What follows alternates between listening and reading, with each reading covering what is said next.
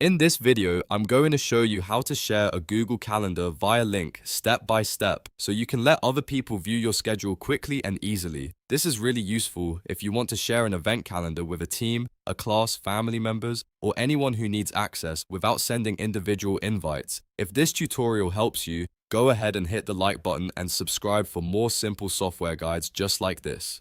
Alright, let's jump in. First, open Google Calendar in your browser. Once you're inside, look at the left side of the screen and find the section called My Calendars. Under that list, locate the calendar you want to share. If you manage more than one calendar, make sure you choose the correct one because the sharing settings apply to that specific calendar only. Now, next to the calendar name, click the More option, which usually appears as 3 dots. From the menu that opens, select Settings and Sharing. This is where Google Calendar gives you all the options for controlling who can see your calendar and what they can view. Once you're on the settings page, scroll down until you find Access Permissions for Events. Here, you'll see the option to make available to public. If you want anyone with the link to view the calendar, check this box.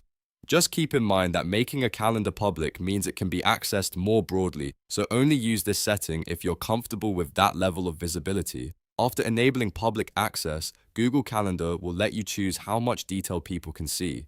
You can select See All Event Details if you want viewers to see the full event information, or choose See Only Free Busy, which hides the details and only shows whether you're available or occupied. This is a great privacy option if you want to share your schedule without revealing everything on the calendar. Next, scroll further down until you reach the Integrate Calendar section. This section contains the links and embed options for sharing your calendar. Look for the public URL to this calendar and copy it. This is the link you can send to other people so they can open and view the calendar in their browser.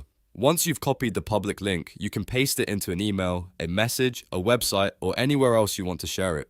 Anyone who has that URL and permission to access the calendar will be able to view it according to the visibility settings you chose earlier.